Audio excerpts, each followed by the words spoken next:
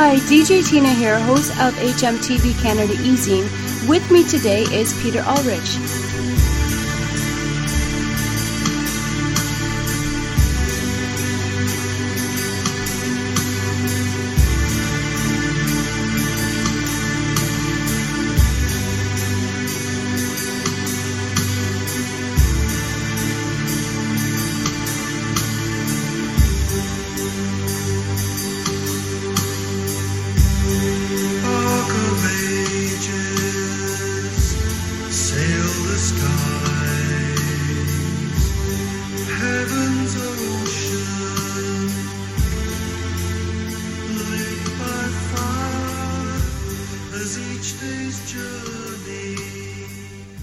Hi Peter, welcome.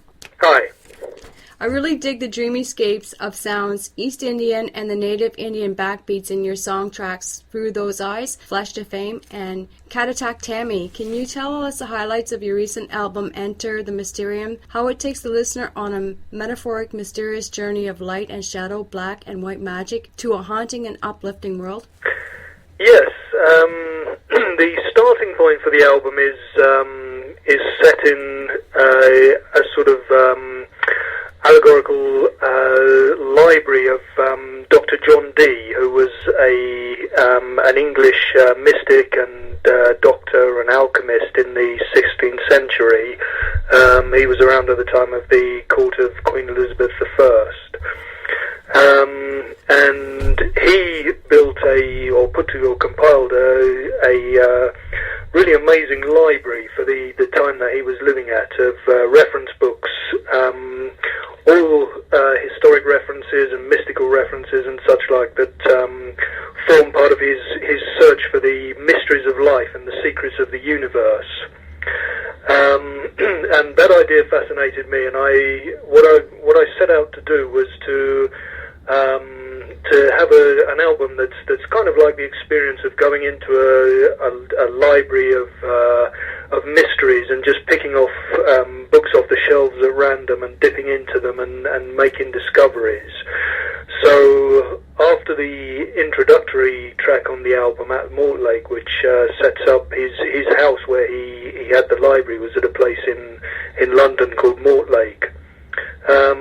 Once the album, the beginning of the album is kind of the invitation to the listener to enter that world, and then the tracks that come after that are all different explorations of different mysteries and beliefs. Some religious, some not, and it explores a lot of different areas. So some of which are concepts that Dee would have known about, but some are much more recent, so it becomes less specific to Dee as the album goes on. And the tracks that you specifically mentioned, Through Those Eyes is a song about masks, particularly in Western Africa. The idea of masks being the wearer of the mask in tribal culture takes on some form of life spirit of the mask that's put into the mask by the creator. Catatak Tammy is a song about Superstition Mountain. It's based on a Pima Native American Indian flood legend in the mountains of Arizona. And Flesh to Flame, the final track on the album, is a song about firewalking. So all different areas. What motivates or inspires you to come up with these lyrics? Are they based on darkness and unknown mysteries of our world and spiritualism and religion? Yes, there's a lot of all those elements are in there. But what inspires me to investigate those things is just quite simply that those areas fascinate me. I've never been the kind of person to really write sort of standard pop songs or standard lyrics. It's not that it doesn't interest me. It's just that I don't feel very comfortable in that area. I'm not very good at it. So I pick these topics that that interest me, and I do some research into them, and usually from the research that I'm doing, this throws up concepts, ideas, interesting and unusual words and thoughts to bring into song lyrics, and it also the subject areas tend to inspire different things in the music for each track. So by exploring different areas, I find myself working, not just getting an album where each track sounds a bit similar to the other, or where I get into a rut because I'm working with the same instruments or the same chord sequences or whatever. Delving into these different areas tends to inspire different things to come to light, and hopefully that makes the album more interesting. Have you collaborated with other musicians to produce this album? No, is the short answer to that. There's a couple of guest appearances by people where I've needed instrumentation or whatever that I haven't been able to do myself. But essentially, it's an album that I put together on my own, and it mixes acoustic instruments with various things that I can play, and mostly my own vocals, some sampled sequence sounds, and then, as I say, just there's a few. There's one track where somebody plays a bit of recorder, another track where I invited in a friend to play some oboe, and one of my daughters plays some violin, and both my daughters do a bit of backing vocals on the song Through Those Eyes. So mainly it's me, but there's a few other guest appearances. Is there an engineer or anyone that's helped with the laying of the song tracks from the recording, mixing, and mastering of Enter the Mysterium? Yeah, I worked with an engineer and producer called Ulrich, who is a guy who just happened to have a studio local to me, and we met up and got a working relationship going, which was quite comfortable, and he was a good guy to work with. He was very helpful because I'm not that technical, so I don't do all the recording up to final stages myself. I sort of demo things, and then I like to go into an old-fashioned studio and have somebody else twiddling the knobs and pushing the faders while I do my bit in the studio. So Hilbriggs had a big input to the album. Yeah. Will you be producing any videos from your song tracks? I'm not sure that we're going to do any retrospectively for the tracks that have already come out. We're working at the moment on a project within City Canyons Records, where I'm doing a collaboration track, maybe a couple of tracks with another artist called Sarah Vent, and we're certainly planning some video sequences to go with those pieces. So that'll be interesting because that's something that I haven't done before. That'll be a new area to go into. So we're hoping to work with a friend of mine over here in London, a guy called Tony Pinfold, who's a very interesting artist and gets some great images. He's just starting work now on some video sequences to the first track, so we'll see how that goes, and I'm really looking forward to seeing that. What bands have you collaborated with in the past before starting your solo career? Well, principally with Dead Can Dance is the band that I'm known for being principally involved with. That was I joined Dead Can Dance right at the end of 1982 as drummer and percussionist, and worked with them for did all the touring with them through till the first American tour in 1990, first tour of US and Canada, and then I also went back and did a bit of percussion work on one of the later albums. So that's really it. I mean, I played in a small sort of pubs and clubs band before that, but on any kind of professional scale, it's only really been with Dead Can Dance.